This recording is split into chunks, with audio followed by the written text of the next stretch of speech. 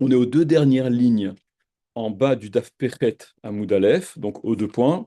Et peut-être qu'avant de commencer la Souga, je vous fais une petite introduction pour qu'on sache de quoi on parle. Et ça facilitera peut-être un peu la descente de la Gemara.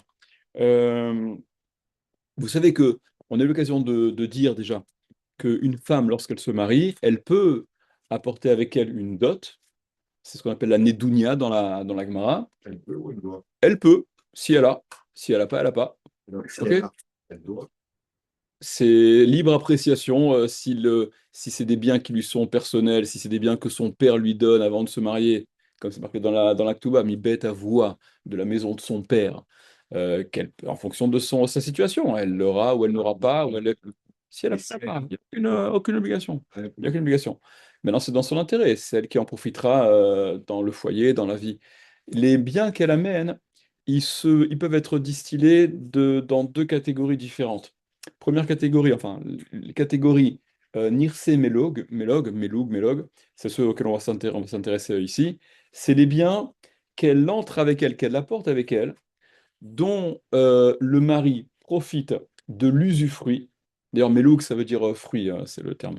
Il profite de l'usufruit et le corps de ces biens, la nue propriété, si c'est de l'immobilier ou si c'est du mobilier, le corps de ces biens, reste dans la propriété de la femme. Ce qui veut dire que dans un cas où elle récupère ces biens-là, elle récupère ces biens-là euh, lorsqu'elle est divorcée ou si elle meurt, le mari doit payer l'actuba, enfin, elle récupère l'actuba si elle est divorcée ou si son mari meurt et elle récupérera ces biens qu'elle a donc rentrés et qui ont été inscrits dans la catégorie Nirse Melug au prix de la valeur de sortie, au prix actuel, quand ça se passe. Il y a une autre catégorie de biens qui sont ce qu'on appelle donc les Nirse Tson Barzel. Tson Barzel, Tson c'est le petit bétail, c'est une image. Barzel c'est du fer. C'est-à-dire, c'est les biens qui sont, c'est dur comme du fer. C'est-à-dire, c'est comme du fer, hein. Ça veut dire que la valeur qu'ils ont lorsqu'elles se marient, donc leur valeur d'entrée, ce sera également la valeur de sortie si elle est appelée à récupérer ses biens, c'est-à-dire si elle divorce ou si son mari meurt. Donc, quels que soient les biens. Donc, elle récupérera ces biens-là à la valeur, à la valeur d'entrée. Ok. Elle a amené un appartement qui était valorisé X au moment du mariage. 50 ans plus tard, cet appartement-là, il a fait x10. Il Eh récupère bien, à le X. mari, quoi? Il récupère à X. Non, au contraire. Ah, t'as dit il récupère la valeur Et d'entrée. oui, oui, tout à fait, tout à fait, tout à fait, Ouais, exactement, pardon, exactement, exactement. Il récupère à la valeur d'entrée, ok? Que ça c'est plus. Donc finalement, elle aura la somme de ce qu'elle a amené, contrairement au Nirse Meloug. Donc vous comprenez que la conséquence, elle est que la nue propriété, elle est, elle reste à la femme pour les Nirse Meloug, puisqu'elle le récupère, le mari profite de l'usufruit, elle récupère en l'état une fois qu'elle récupère, si jamais elle récupère. Ok? Ça, c'est un premier point à préciser. Deuxième point à préciser qui va nous aider un petit peu à comprendre le scénario dont il est question. Euh, alors, je vous dis oralement, on va voir dans les mots immédiatement, mais juste des petites précautions parce qu'il y a des prénoms qui se répètent et ça peut être sujet à confusion. On va voir, la mère de Rav Shmuel Baraba, il y a une dame qui était mariée avec un certain Abba. D'accord, il s'appelait Abba. Et donc, elle a eu un enfant de cet homme-là, de ce premier mari, qui s'appelait Shmuel, donc elle appelait qui s'est Rav Shmuel. Ensuite, cette dame, elle s'est remariée avec un Rabbi Abba. Elle s'est mariée avec Rabbi Abba, même prénom que son mari au passage. Et donc, cet homme-là qui avait des enfants de son côté, et on va voir que suite à le problème dont il sera question, il y a Rabbi Yirmiya bar Abba qui va être consulté, Rabbi Yirmiya, le fils de Abba, d'accord? Encore une troisième personne qui va être consultée. Voilà, donc juste pour placer que vous ne soyez pas confus par les termes, etc. J'attaque immédiatement. On est aux deux points, l'avant-dernière ligne.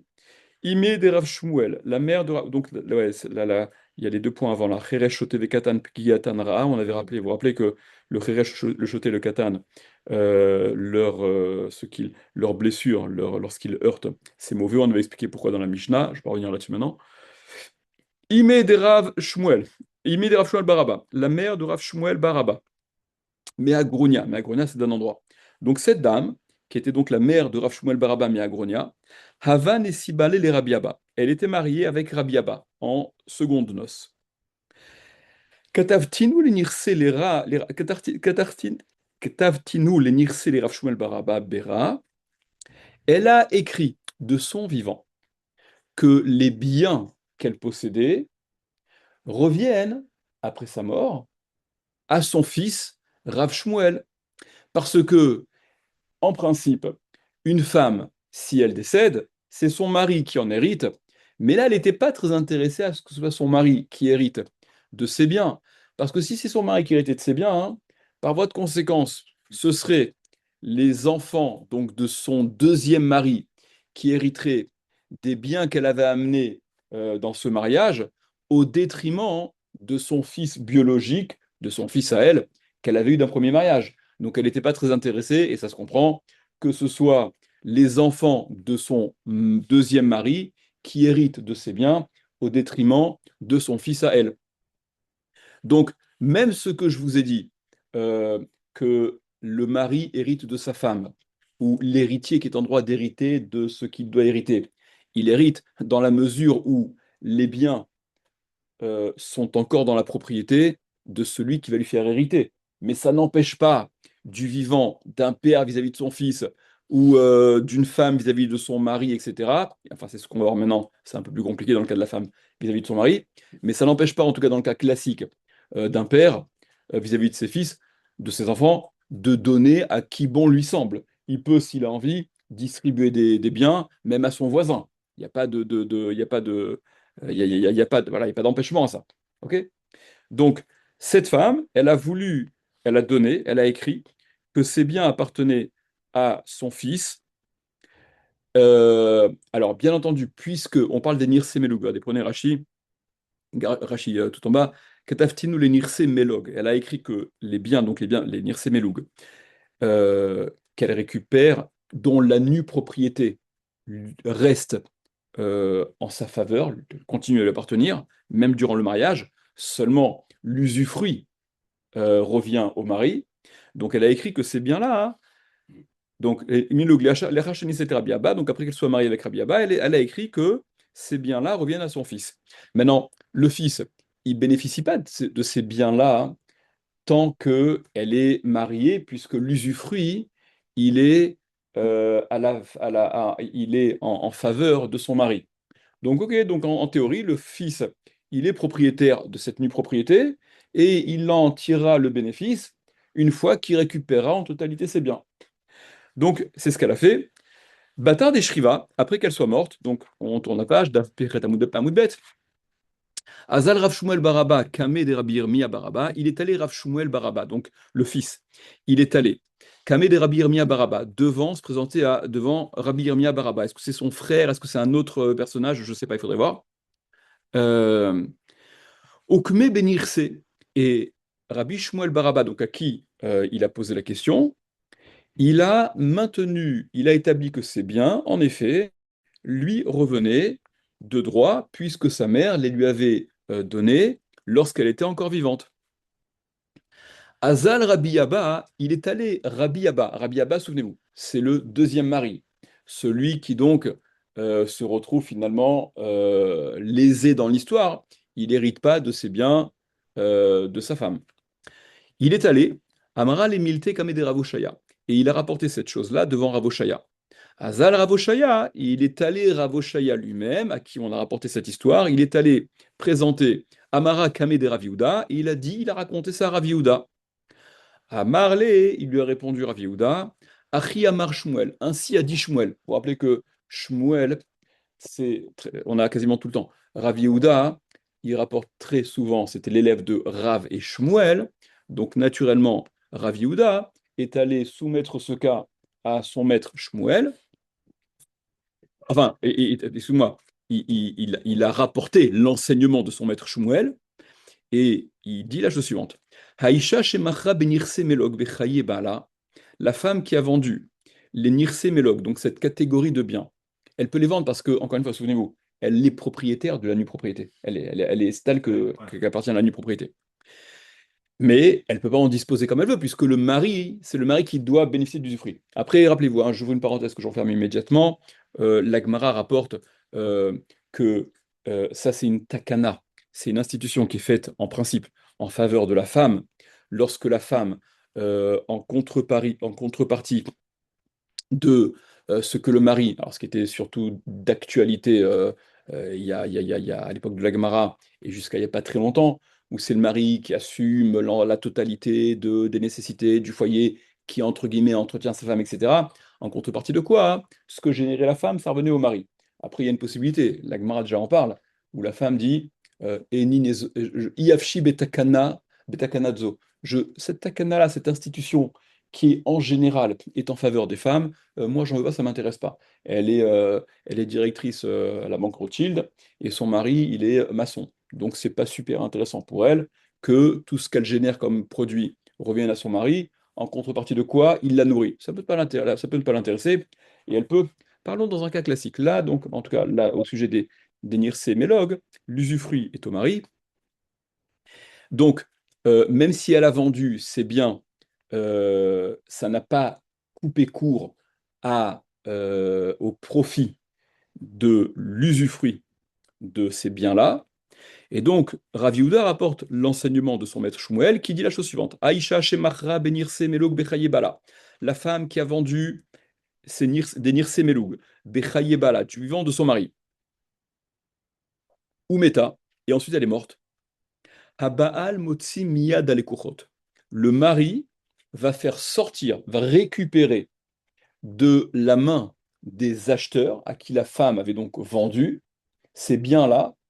De quel droit il va récupérer? En fait, les courottes, ils n'ont jamais rien eu.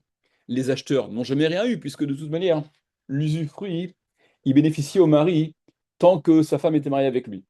Donc, ils étaient hypothétiquement propriétaires, ils n'en profitaient absolument pas, mais Shmuel dit que de toute manière, cette propriété-là, hein, ils ne l'auront jamais, ces acheteurs, parce que si c'est la femme qui meurt d'abord, le mari va récupérer Miyad Alekuchot. Les premiers rachis tout en haut, Abal Motzi, le mari, littéralement, il fait sortir.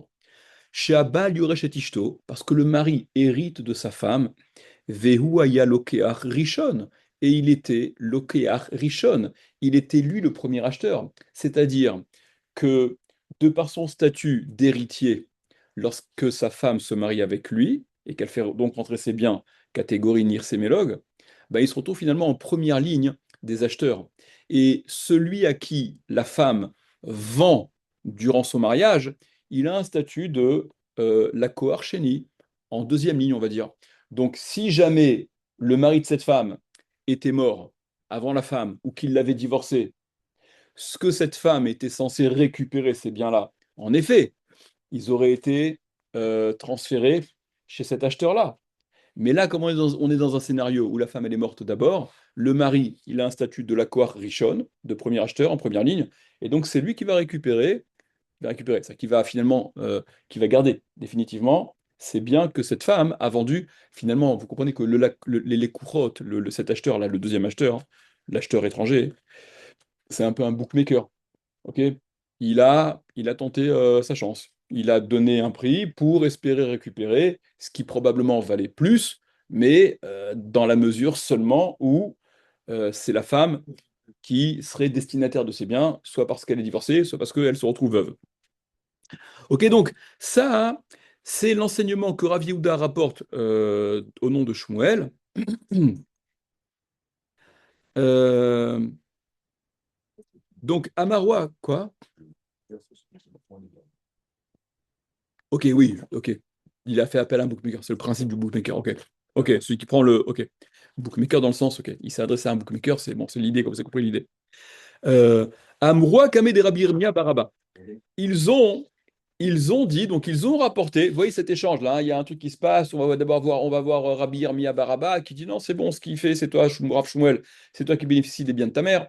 Après, le mari de cette femme-là, donc qui est pas le, il va voir, il va s'adresser à Rav Oshaya qui va voir Rav Yehuda, et Rav Yehuda qui rapporte l'enseignement de Shmuel. Et donc d'après cet enseignement-là, hein, si on applique au cas de départ, le mari il est le premier acheteur et le fils, il serait un peu comme les Lékouchot de l'histoire, comme le deuxième acheteur. Ok? Amoroi Kameh Rabbi Yirmiyah Baraba, donc ils ont dit, ils ont rapporté cet enseignement de Shmuel à Rabbi Yirmiyah Baraba. Rabbi Yirmiyah Baraba, c'est, souvenez-vous, celui qui dans un premier temps avait cautionné que les biens doivent être sont dans la propriété du fils de Rav Shmuel Baraba, d'accord, le fils de cette dame. Amar, Léo, il leur a dit, donc il est un peu mis à mal. Apparemment, tu vois, vous comprenez comprenez le modèle. Rabbi Yirmiyah, tu vois bien que dans un tel cas, une femme mariée avec un homme qui, lorsque le mari, en théorie, il est héritier des biens de cette femme, et que cette femme vend ses biens, qu'elle les nirsemelou, elle les vend, elle les donne, elle les fait acquérir à une tierce personne. Ça change rien que cette tierce personne, ce soit un étranger ou que ce soit son fils. Si le lien qui est dominant, c'est l'héritage, le droit d'héritage du mari vis-à-vis de sa femme, et que dans un cas où ça a été vendu en faisant appel à ce bookmaker-là, enfin le principe, à une tierce personne, c'est finalement le mari qui récupérera ses biens dans la mesure où la femme meurt avant.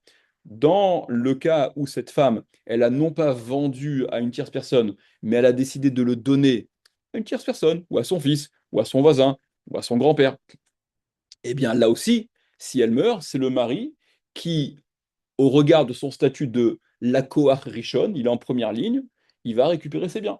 Motsi miad alekuchot, ça devrait être la même chose. Donc on a objecté ça à Rabbi Yirmiyah, ça va à l'encontre de ce qu'il a préconisé.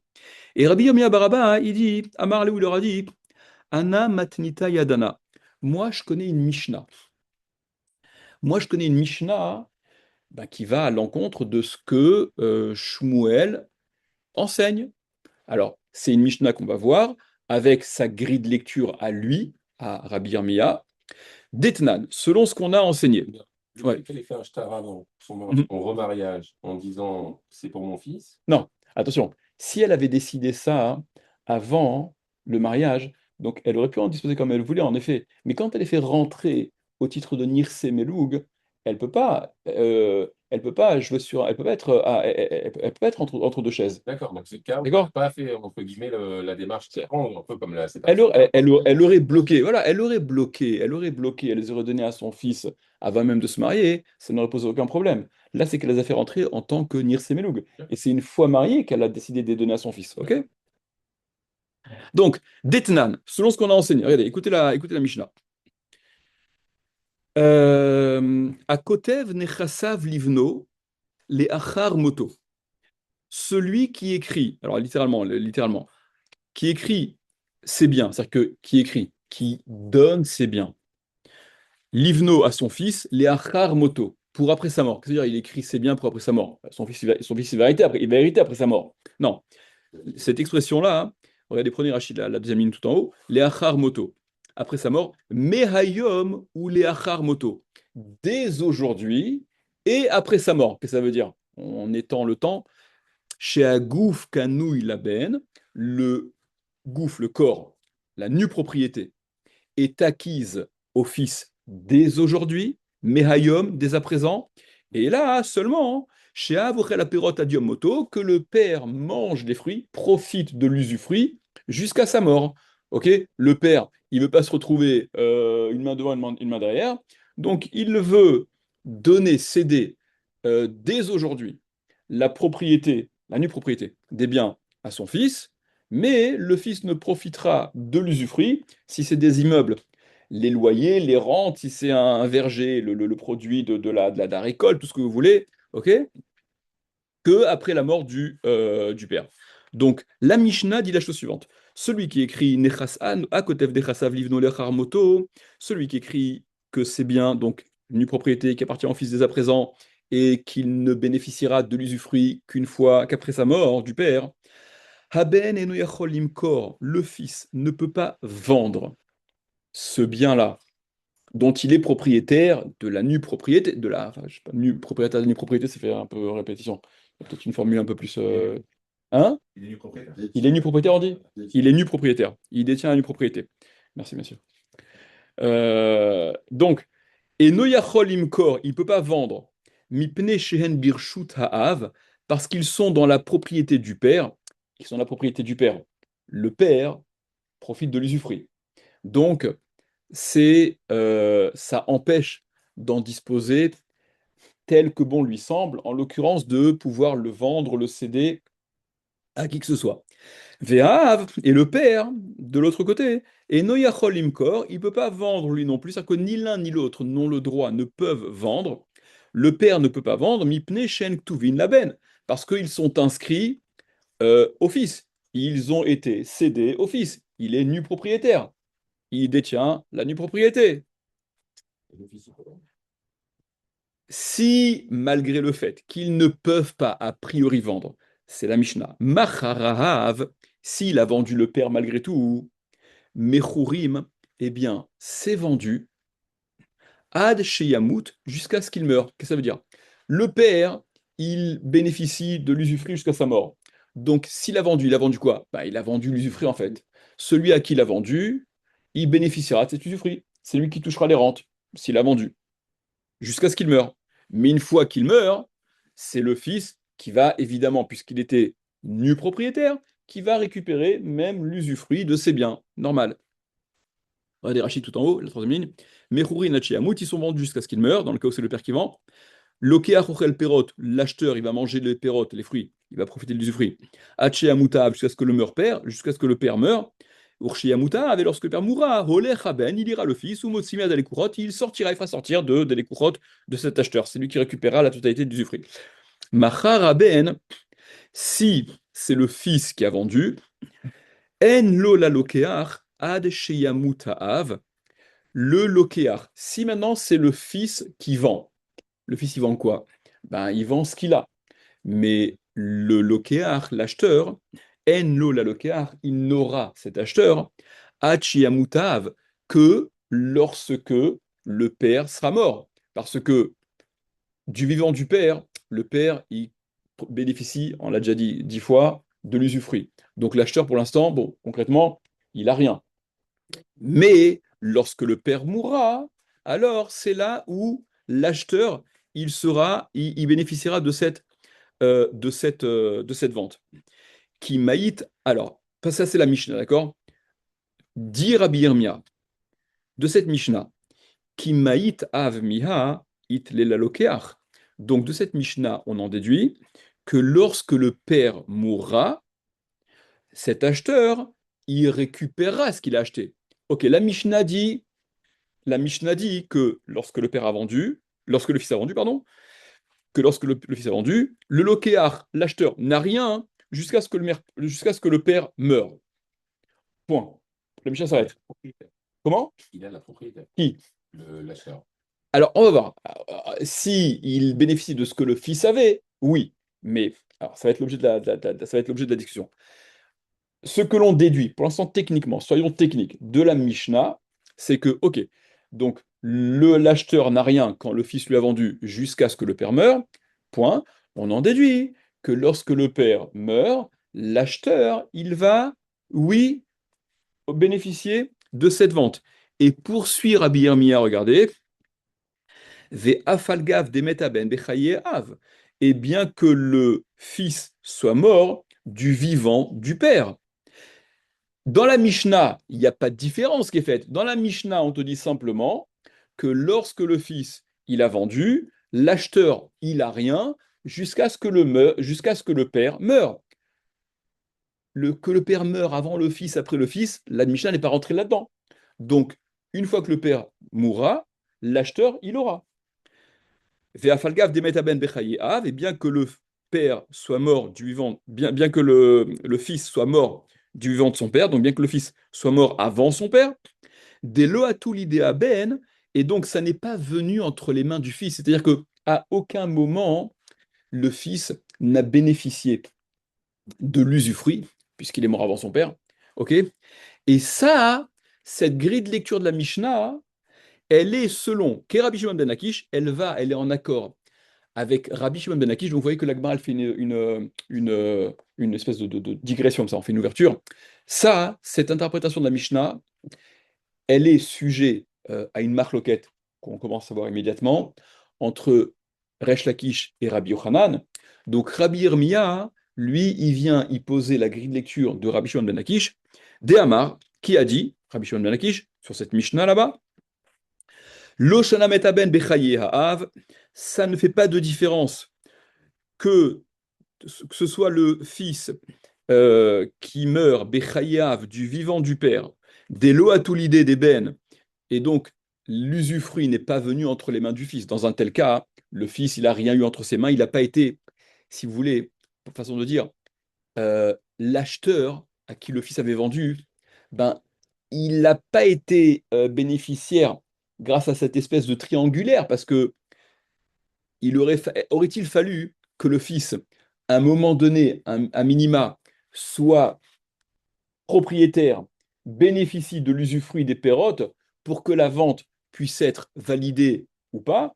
Rabbi Shimon ben Lakish dit aucun rapport, c'est pas nécessaire. Il n'y a pas besoin que ça ait transité par le fils. Ok.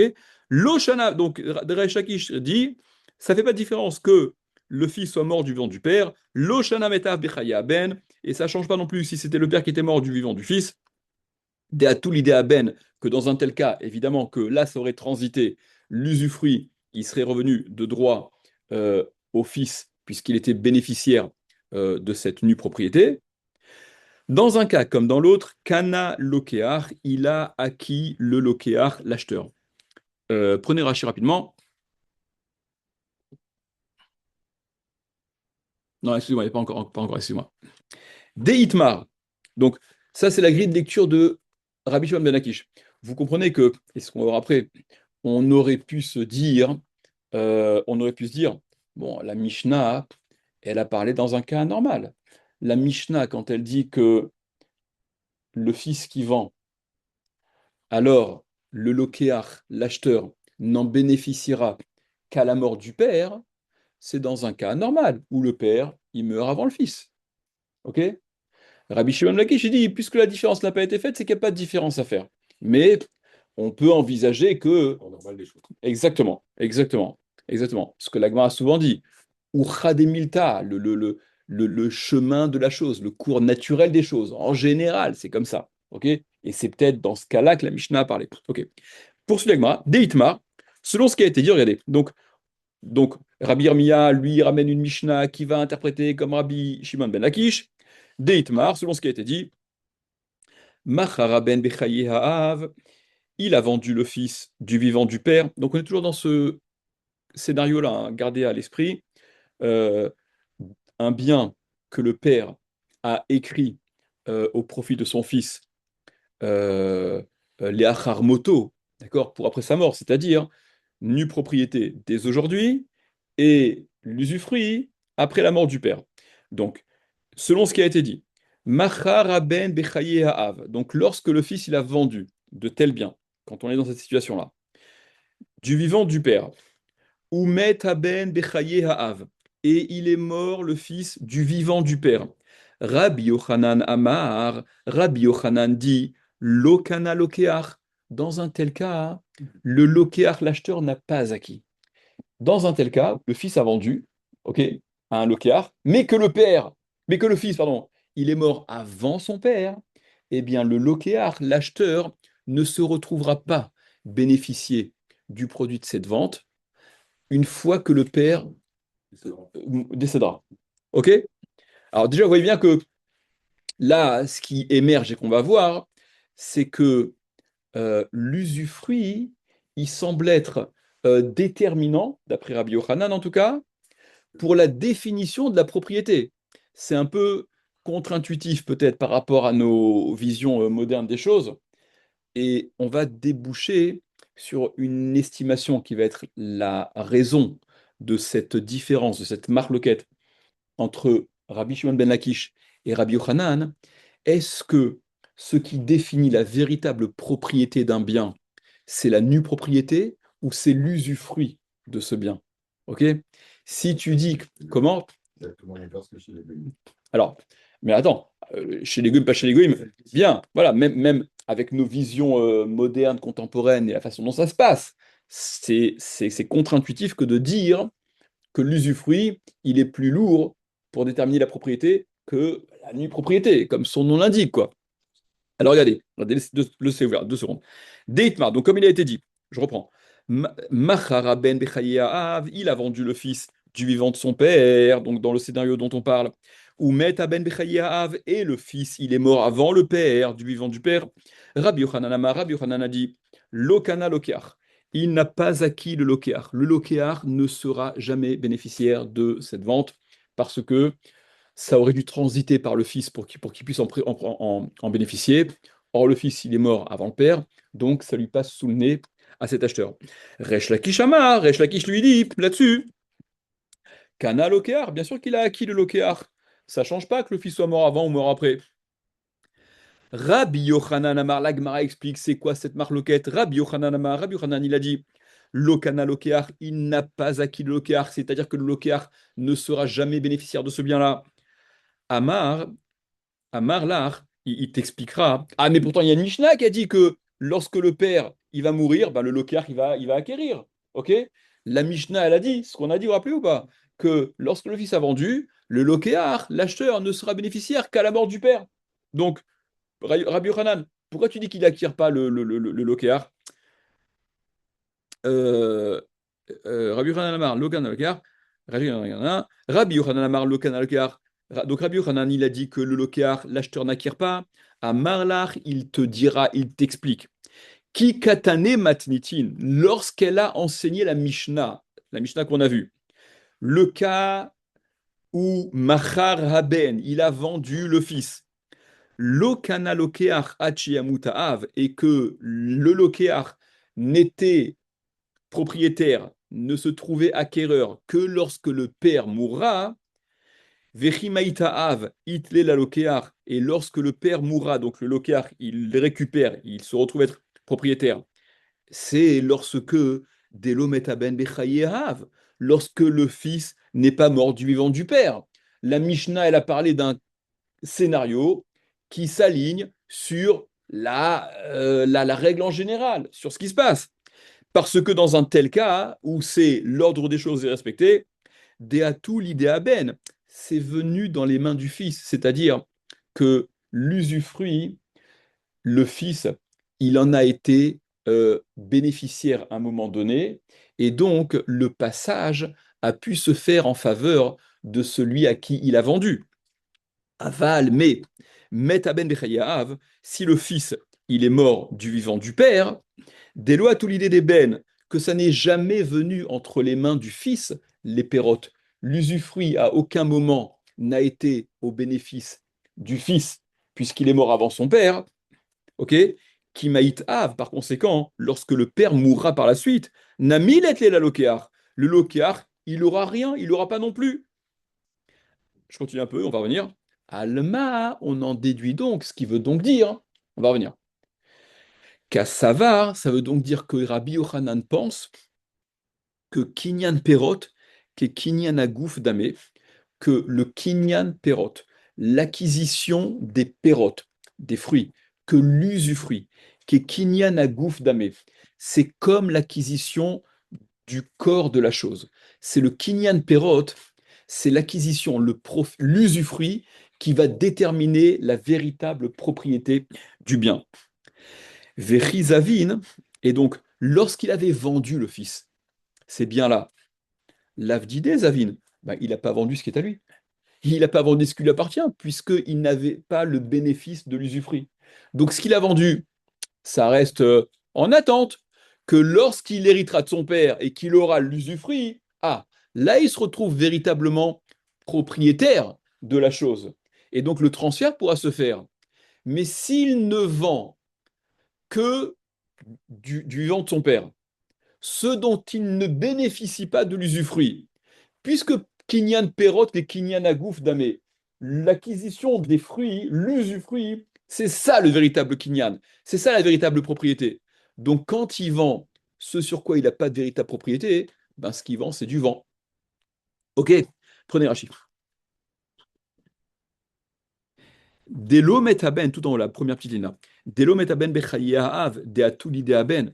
Rabbi Yochanan, il pense, il explique que ce dont bénéficiera ce dernier scénario dont parle la Mishnah qu'on rapporte, le fils il a vendu, le lokéar n'en bénéficiera qu'à la mort du père, c'est lorsque Delo metaben bechayav, lorsque le fils n'est pas mort du vivant du père.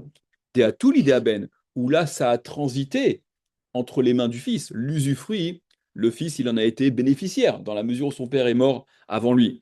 Dema machar lorishon lacheni kol zrut shetavoleado, parce qu'en réalité ce qu'il a vendu le premier au deuxième, le fils à l'acheteur, c'est tout zrut, tout ce dont il bénéficiera. Encore faut-il qu'il en bénéficie, hein. Mais si à aucun moment il en bénéficie, bah, elle lui a rien vendu. Kinyan Perot, et donc la Gemara, elle déduit que ça veut dire que d'après Rabbi Yochanan, Kinyan Perot, le Kinyan Perot, l'acquisition, la propriété des Perot, l'usufruit, Shayuk Nuin Laav, les Perot, qui étaient donc acquis au père au regard de l'usufruit, ok. C'est ce qui est déterminant et c'est ce qui fait que voilà, la vente, elle va bénéficier à l'acheteur, oui ou non. Clair jusque-là? Continuons la Gemara, Rabotai. Rabbi Shimon ben Lakish Omer, Rabbi Shimon ben Lakish, Resh Lakish, lui, il dit Kana Lokear. Non, il a acquis le Lokear. Bien sûr qu'il a acquis le Lokear, quand bien même le fils il est mort avant le père. Qui Katane Matnitin, quand la Mishnah a enseigné ce qu'elle a enseigné, ce qu'on a vu, que lorsque le fils il a vendu à un acheteur, eh bien cet acheteur ne bénéficiera qu'après la mort du père. Qui Katane Matnitin, lorsqu'elle a enseigné la Mishnah, Macharaben, il a vendu le fils. En alokeach Mutaav, il n'aura le lokeach, il ne bénéficiera de cette vente le lokeach jusqu'à que lorsque le père sera mort. Qui maït av miat, itle. Mais quand le père il meurt, quel que soit le scénario, itle, il a la lokeach, il récupère le lokeach. L'oshana, ça ne fait pas de différence. L'ometaben bechayav, de atou l'idée, l'oshana, l'ometaben bechayav, et sans faire de différence que le fils n'est pas mort du vivant de son père, que dans un tel cas, en effet, Deatou l'idea ben, que c'est venu entre les mains du fils, que l'usufruit, en effet, il est maintenant au profit du fils, puisque son père est mort. Vélo shana, mais ça ne fait pas de différence. Met aben b'chayav, si c'est le fils qui est mort du vivant du père, Delo atou l'idea ben, l'idée ben, que ça n'est pas venu donc entre les mains du fils, puisqu'il est mort avant de pouvoir en profiter. Kana lokear, il acquiert le lokear, l'acheteur se retrouvera de toute manière bénéficiaire, propriétaire de cette vente une fois que le père décède. Alma, on en déduit donc que, d'après Rabbi Shimon ben Akish, Kassavar, lui, il pense Kinyan Perot, l'afke Kinyan Agoufdame, que le Kinyan Perot, l'acquisition, le droit, l'usufruit, ça n'est pas à considérer comme le kinyan agouf, comme la propriété du bien, puisque l'usufruit n'empêche pas, d'après Resh Lakish, la vente effective et qui sera donc au bénéfice de cet acheteur une fois que le père meurt, quand bien même le fils était mort avant, et donc à aucun moment le fils n'avait cet usufruit, parce que le fils ne bénéficiant pas à aucun moment de l'usufruit, n'est pas pour autant empêché techniquement de réaliser cette vente, avec évidemment conditions suspensives, que lorsque le père ne bénéficiera plus de l'usufruit. Mais l'usufruit, ça n'est pas ce qui est bloquant, parce que ce serait considéré comme la véritable propriété de ce bien. Et par conséquent, Véri Kazavin, et donc par conséquent, d'après Resh Lakish, Véri Kazavin, quand il a vendu le fils d'Idé Kazavin, il a vendu ce qui est à lui.